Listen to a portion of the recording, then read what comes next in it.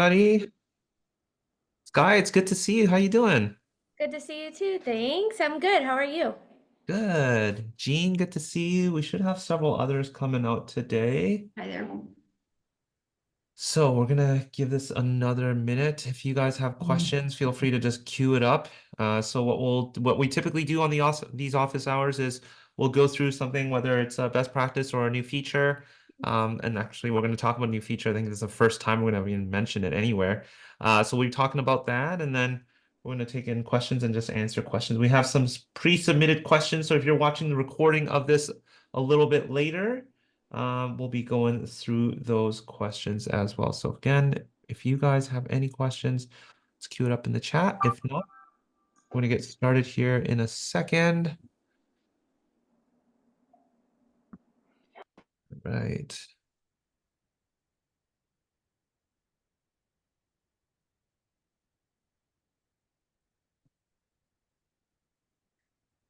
Okay, well, I'm wondering because it's a newer feature, Kevin, should we go through that first or yeah, shall we just do that and then take questions, answers?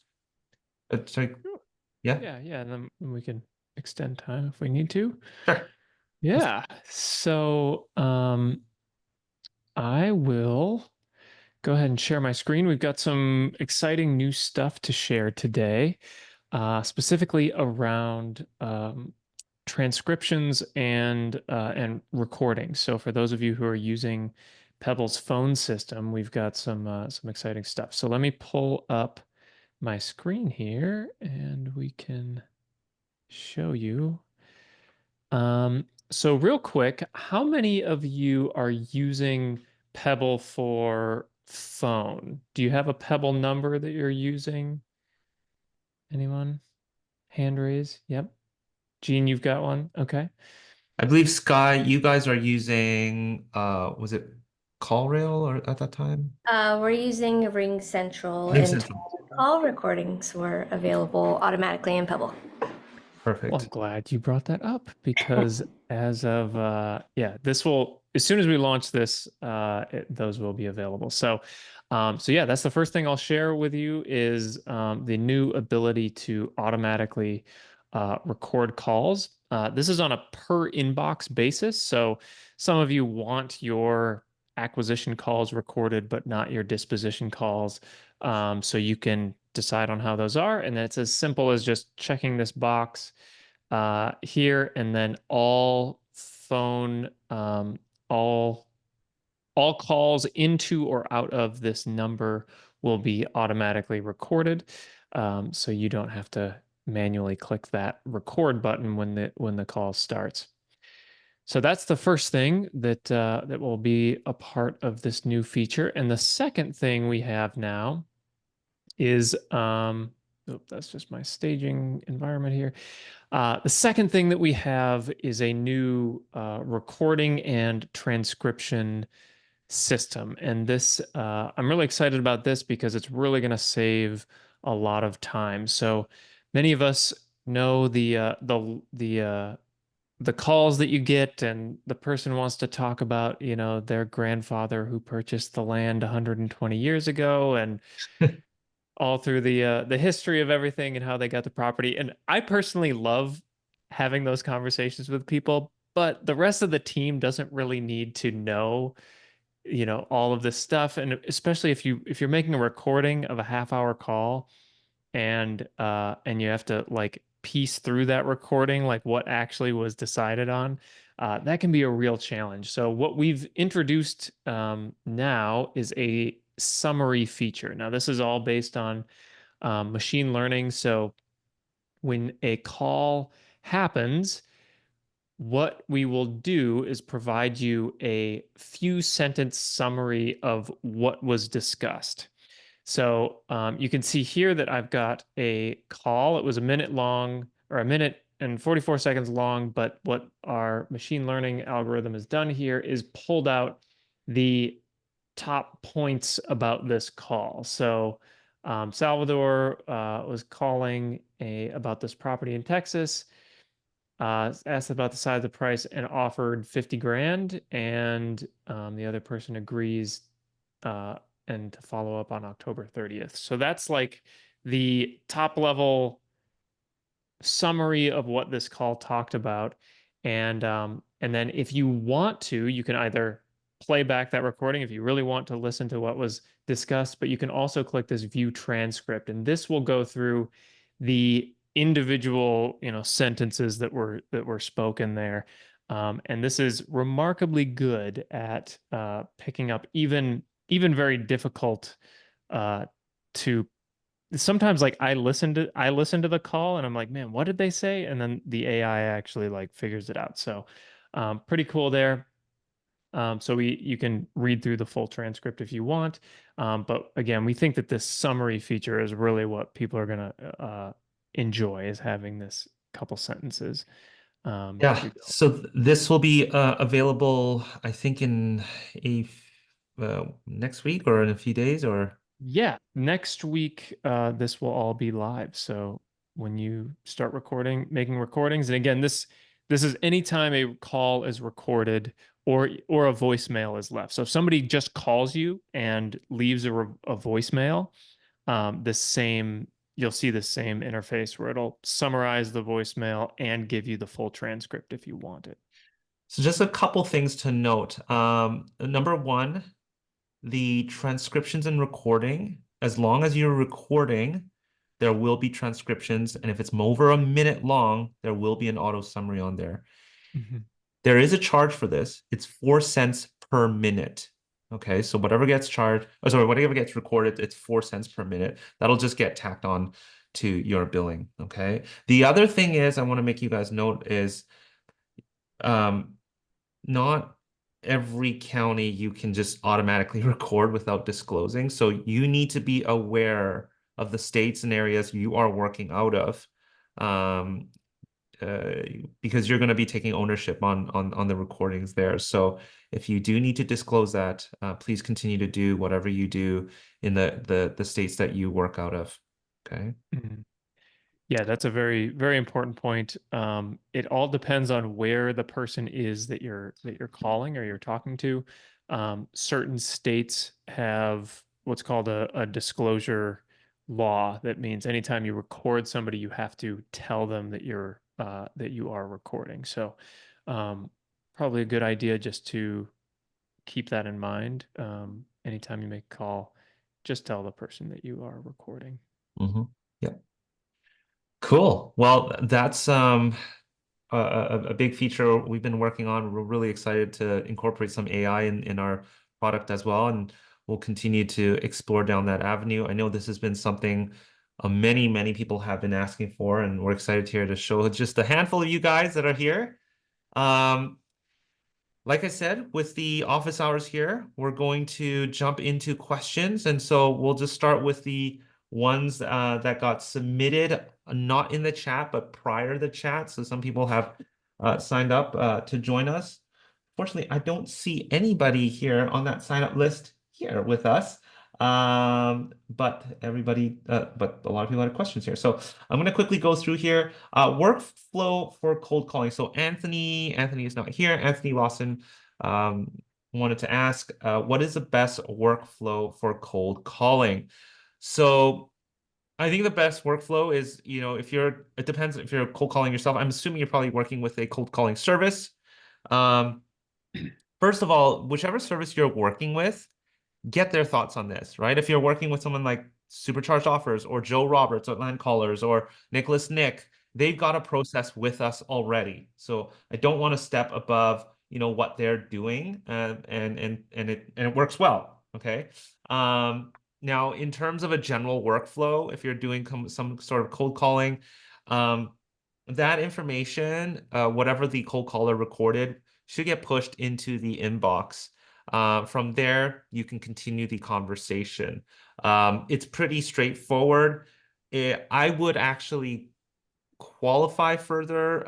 Well, no, I mean, cold calling, they're already expressing they're interested. So you could immediately create a deal from there. So actually, let me just pull up my account.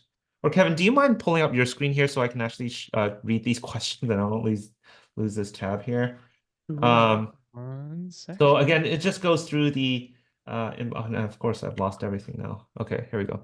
So yeah, it would come into this inbox here, and then you would create a deal on your deal board. Okay, I would still vet through what was discussed, and so get that into here. And it really, again, it depends on how your cold callers are working through those cold calls. All right. Next question here. How to navigate through Pebble. Okay, well, I'm gonna leave you with the success guide because that's a big general question here. And that was submitted by Joe. Joe, if you wanted to navigate through Pebble, I think there's a lot there. So if you go to pebblerei.com/success, you can also hop on a call, a one-on-one call with Andrea. Andrea, what's the best way to get a hold of you to do an onboarding call with you? You can shoot me an email, just andrea@pebblerei.com. Okay, perfect. Yeah. All right. The next question comes from Steven. Steven, are you here? Steve, I see a Steve here. Maybe that is Steve. I am here. Awesome. So you're working with Smarter Contact, is that right? I am. Okay, perfect. So, I from what I gather with Smarter Contacts, if you're doing mass texting with them, I'm assuming that's what you're doing. Is that right? That's correct. Okay, so great. So if you're doing mass texting with them, you'll want to qualify that lead somewhat inside of your mass texting software. Once you feel they're ready, you can push them over into Pebble. Now, I don't know what integrations Smarter Contact has. I'm more familiar with launch control.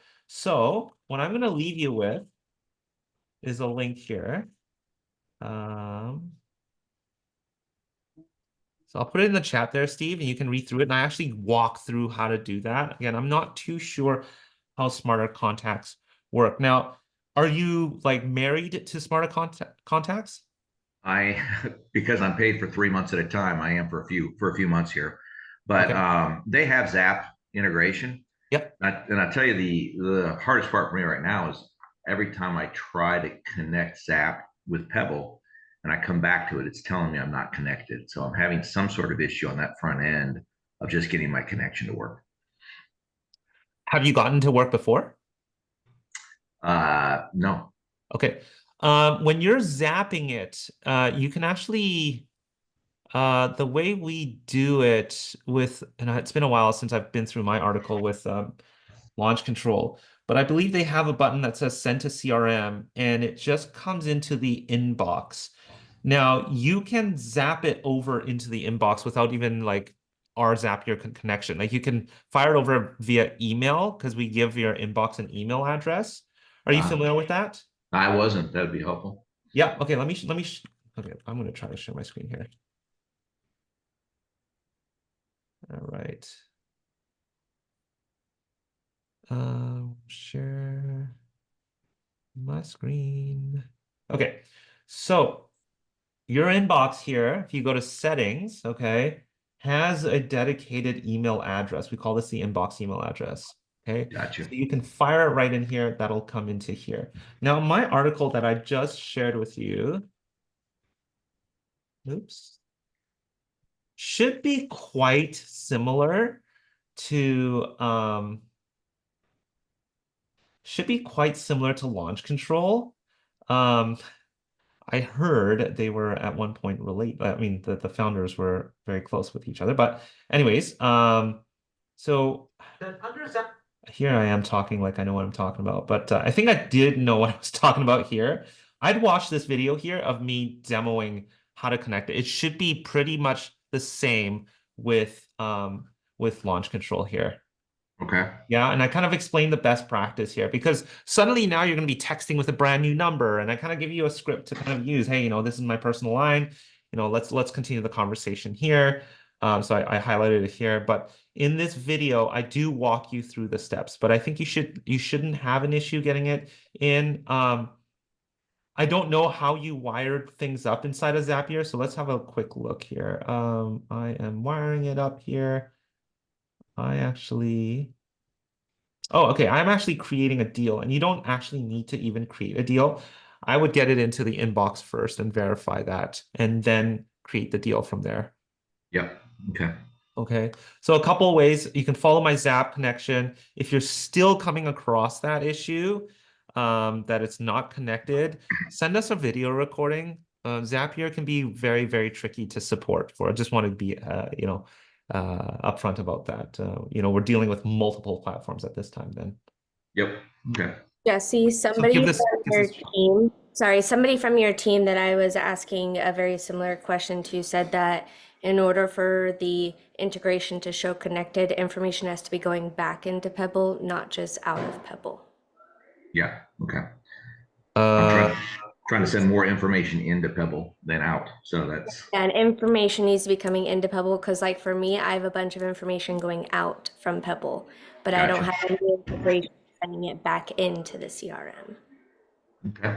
Oh, I think we discussed, was that last time's call where it was like, we talked about like nothing, no integrations will show up if something is coming Yeah. in Pebble? Yeah, right. Mhm. Yes, that's correct. You won't Interesting. see that. But it sounds like, Steve, you're having a different issue. You're just saying like on your end, it says it's just not like, is it giving you a message or an error message or anything like that? Yeah, I'm not getting them to go through, first of all. And then when I go, every time I go to the Pebble integration, it's telling me I'm not connected. I hit the connection link, go through everything there. When I come back, it's still saying I'm not connected. So maybe that's because I'm not sending stuff out of Pebble. I'm That's just right. trying to send stuff into Pebble. Yes, that's right. So the issue may be on the smarter contacts end too. Yeah, give this a shot and get back Okay. to me on that, Steve. Okay. Sure. Let's circle back around that. Okay. Awesome. All Thank right. you. No problem. No, nothing specific. Somebody just said lead generation. I'm not sure what that means, Mike. How to insert a signature into the documents. Okay, so if you want to insert a signature into documents, this one's pretty easy. You just need to go to your documents here. You can come into whatever document you'd like. Wherever you have a signature, if you want your signature there, you would just come in and insert an image of your signature, okay? I've done this in the past. I've literally signed a piece of paper, taken a picture of it with my camera, went on a Canva or one of these free tools online to just remove the white background, save it as an image without with transparency, so something like a PNG file. You can drag and drop it right into here, and your signature will always be on this document here. Okay. All right, cool. I'm gonna jump into Zoom and answer questions here. So, oh my gosh, I've like lost. Okay, here we go. I'm gonna stop my screen share. All right, and open up chat. Okay, Skies, stages are not pulling through in Zapier. I sent an email. Stages not pulling through in Zapier. Do you mean that you can't find the Zap integration under the stages? No. So I can pull up my Sure. screenshot, share it with you. The first one I did, it pulled through like Lester McPebble or whatever the demo account is, and the stage was showing up perfect. But when I actually use our records, it wasn't pulling through the exact same way as the demo account was. So hold on, sorry, let me Yep. open.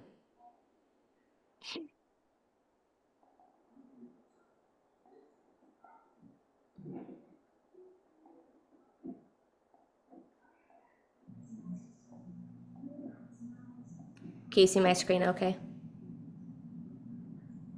Yep. So it doesn't show any tags that are associated with the property, and it doesn't show any stages when I pull the record. But like I said, when I pulled the Lester McPebble record, it did pull through. And as you can see, like it is in a warm lead stage and it does have a tag associated with it. So I'm just curious as to why it wouldn't be pulling through under Zapier, under a real record. You're Is sending. this so let's step back maybe and talk about what the use case is here. So are you trying to send a deal into Zapier from Pebble? A deal into Zapier, yes, for the sake of on one of the tutorials that you have on the help website, it Mhm. shows an automated email being sent to like a drone photographer or a realtor or what have you. Yeah. But I can't pull through everything that I want to pull through based on the stage that it's at. So like when it goes into a specific stage, then I want it to send it over to a Ah, realtor. okay, I think I know what's going on here. So in one of my demos, and is this what you want to do? You want to be able to drag a deal onto a stage and trigger an automation. Correct. And what's that automation going to be, Sky?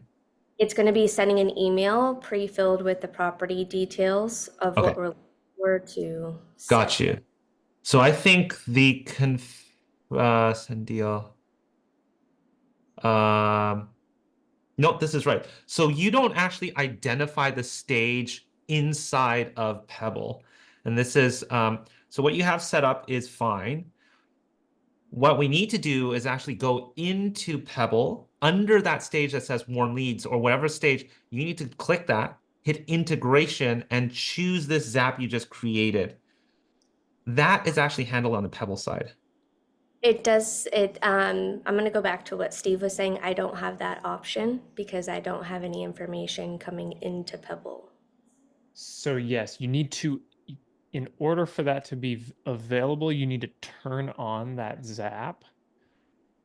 It doesn't work. So like when I go to integrations, it gives me like the three options, right? I think it's like HubSpot, land leads or land list, and then Yeah. Zapier. And I click Yeah. on Zapier connect. It gives me the invite page and it says connect.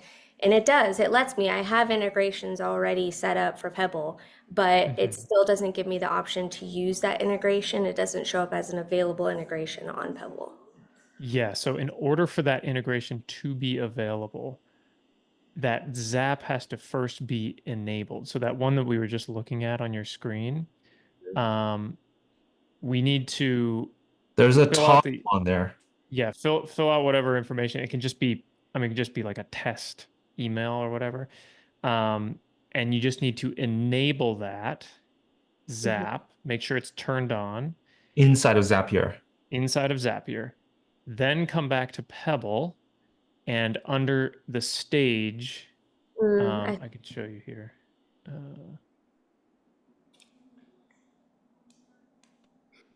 So yeah, underneath the stage, we have these setup automations here. So mhm. if you select that, and then one of the automations will be send to integration. Select send integration, and then as long as that zap has been turned on within Okay. Zapier, it will show up in this integrations Okay. drop down. It'll say like, you know, email, drone, photographer, whatever you name that zap, it'll show up here. So select that, click save, and now when you move that deal into that stage where you set up the automation, that zap will get triggered. Okay. I'll try that and I'll let you guys know. Guy, do you know if that was enabled or not? Exactly what he just showed me. Inside of your Zapier account. It showed that I was connected to Pebble, yes. Yes, no, but there is a switch that says at the very top when you save it, you Uh-huh. have to actually turn it on. That step always trips up a lot of people. I always say it in many webinars too. So Okay. you have to turn it on. So check that first, then it'll show up. Yeah, Thank you. yeah. Yeah. Sky, will this be available for first calls are going to Pat Live, or will it only be available separate call to the lead? Sky, do you mean For the will transcription and call recording. oh yeah. So it definitely wouldn't be available for Pat Live because they own their own phone lines. We can't sort of tap into that and tie it in. So whatever calls you make out of Pebble, whatever calls you make into Pebble, those are the ones that are going to be recorded and transcribed. Cool. Thank Yeah. you. Yeah. Gene, you ask, when you archive a call, where does it go? Will you see it in your buyer or seller file? It used to go to the file, dot, dot, dot. Kevin, do you want to take that one? You know what I mean by that? It used to be when you're looking at the call or the email that comes in, you could click something and it would just take it out of the inbox Out of the and inbox. then you'd see it back in the file.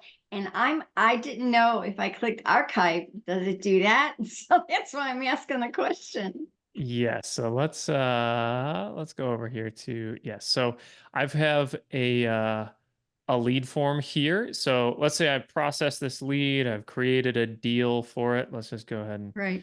save that deal, and I've done everything that I need to do.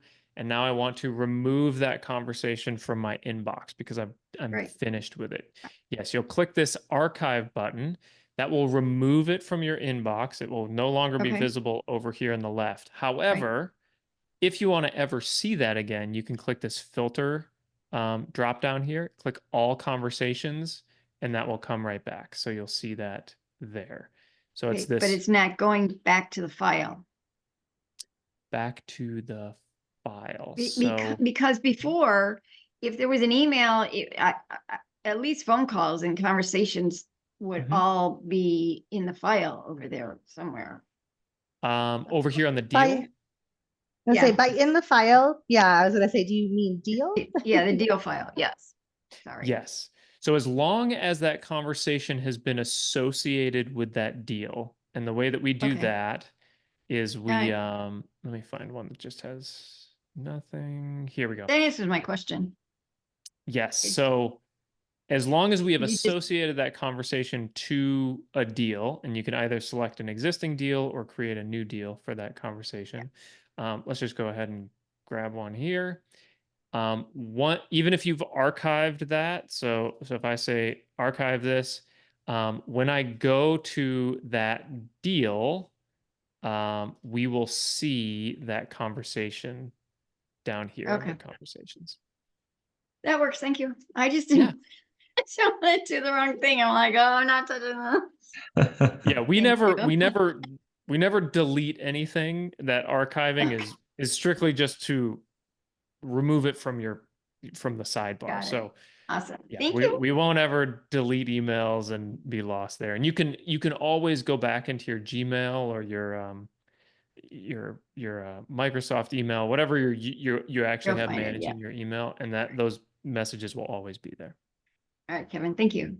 Awesome. All right, let's take on this last question here with Tom. Sorry, I have a question. How about sorry, oh my gosh, about how ROI is calculated. Can we discuss that here? Yeah, absolutely. So ROI is based on multiple things. I think it really starts with your campaigns.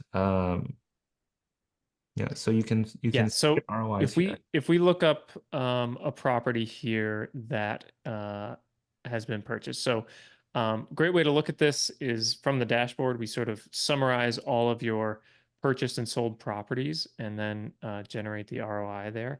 So in this very basic example, let's look at the second row here. So we have basically the ROI is going to be calculated based on the purchase and the sale. So in this case, I have purchased this property for, 10,400.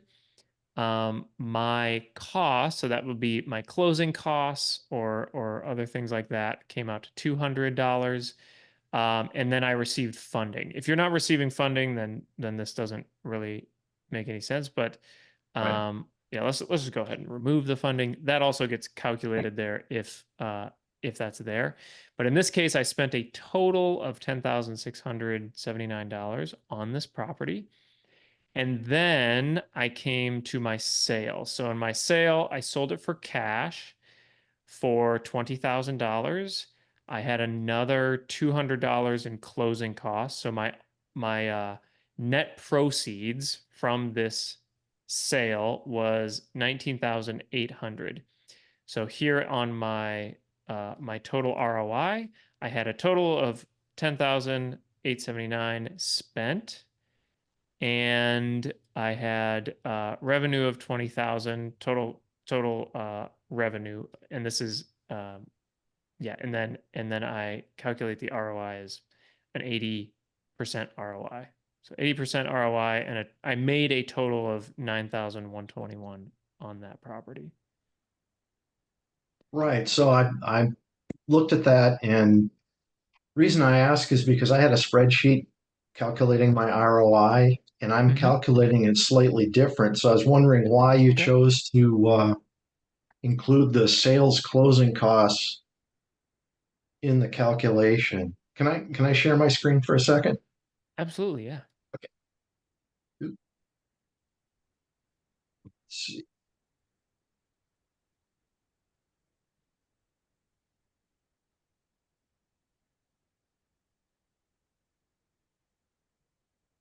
You see it? Okay. Mm-hmm. Yep. Okay. Basically, it's sales price minus cost divided by cost is ROI. Mm-hmm. The question is, you're including this sales closing costs as part of the cost, where I'm only calculating net profit. That's the difference. That's the check that I got when I closed.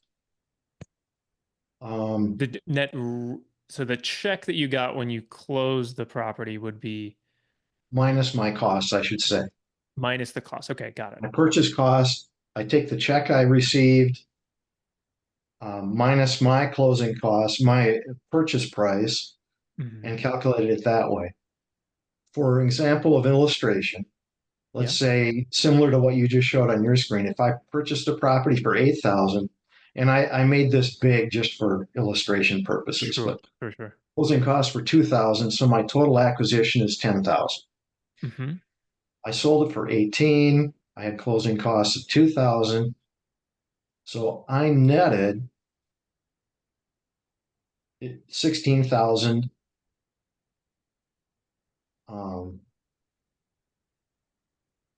minus Right. We 10. have so your total revenue on the sale was 16,000, correct?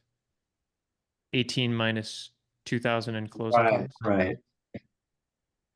So I may have 16. messed this up. I may have meant to say that's 20,000. Yeah, that's where my calculation was off. But um, going back to the costs up here, the Mm-hmm. closing costs. So 18,000 was my sale price.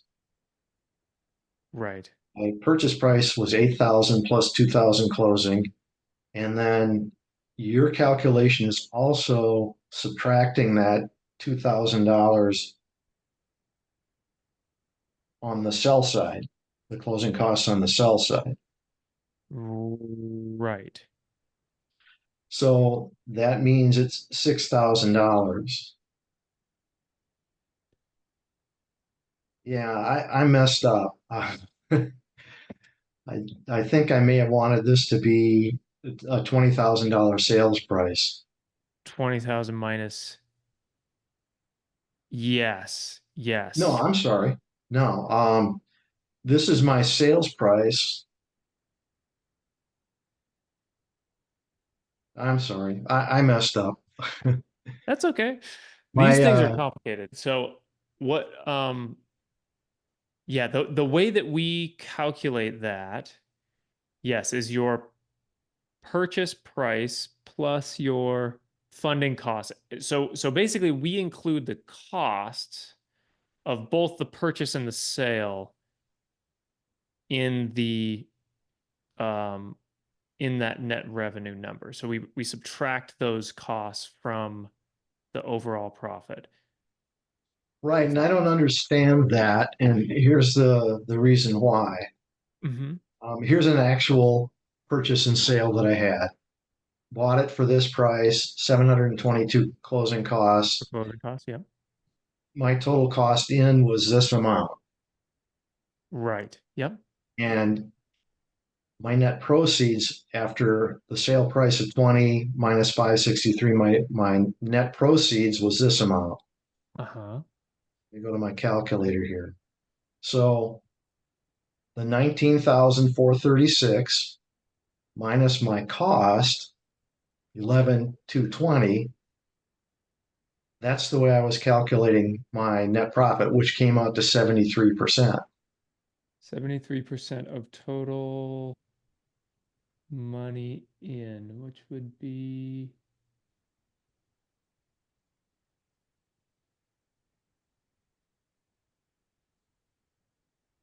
let's see here, 69. So the way that this is calculating is